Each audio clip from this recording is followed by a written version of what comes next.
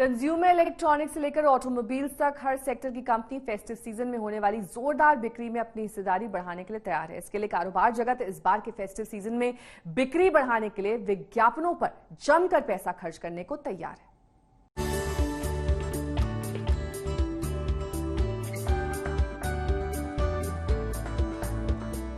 इस बार का festive season economy के पटरी पर लौटने में बड़ा रोल निभाने को तैयार है। पहले खबर आई थी कि इस बार की ई कॉमर्स कंपनियां फेस्टिव सीजन में अब तक की 51,000 करोड़ की बिक्री करेंगी। इस बिक्री में अपना अपना हिस्सा बढ़ाने के लिए सभी सेक्टर्स की कंपनियां कमर कसकर तैयार हैं। इसके लिए इस बार के फेस्टिव सीजन में कोरोना के बावजूद कंपनियां विज्ञापनों पर मोटी रकम खर्च करने को तैयार हैं। एक रिपोर्ट के मुताबिक इस बार के फेस्टिव सीजन में विज्ञापनों पर ज्यादातर कंपनियां 30% से ज्यादा खर्च करने को तैयार हैं। बाकी कंपनियां भी पिछले साल के बजट के बराबर ही रकम विज्ञापनों पर इस साल खर्च करेंगी। यानी विज्ञापनों पर की जाने वाली रकम में इस बार के फेस्टिव सीजन में कंपनी कोई कटौती नहीं करने जा रही है। ये मसला इस लिहाज से भी खास है कि बाजार का आकार कोरोना के बावजूद बड़ा है या बरकरार है। अगर लोग मॉल और बाजारों में जाने से कतरा रहे हैं तो फिर उतना ही सामान ई कॉमर्स के जरिए वो घर बैठे मंगा रहे हैं।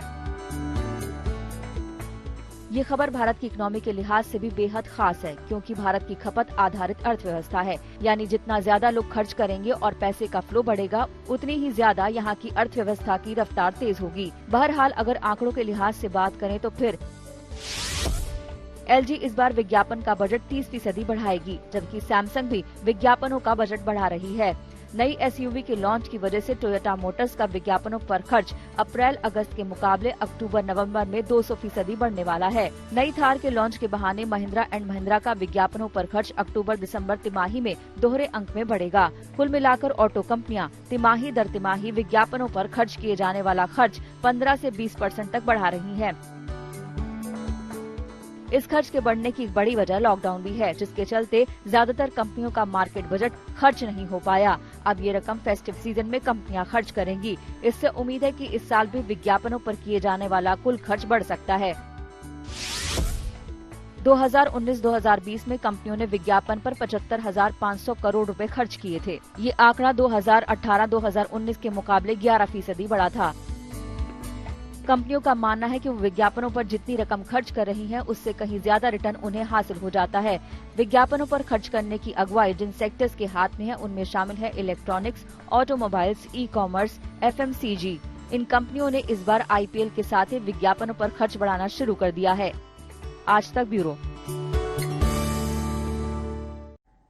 ई कॉमर्स कंपनियों को 30 सितंबर तक अपने प्रोडक्ट्स पर कंट्री ऑफ ओरिजिन का लेबल लगाना अनिवार्य होगा। शर्त को पूरी तरह से मानने में ई कॉमर्स कंपनियों को कई मुश्किलें पेश आ रही हैं। अगर सरकार ने इन समस्याओं पर गौर किए बगैर इसे 30 सितंबर तक लागू किया तो फिर फेस्टिव सीजन में मोटी कमाई करने की इन कंपनियों की योजना फ्लॉप हो सकती है।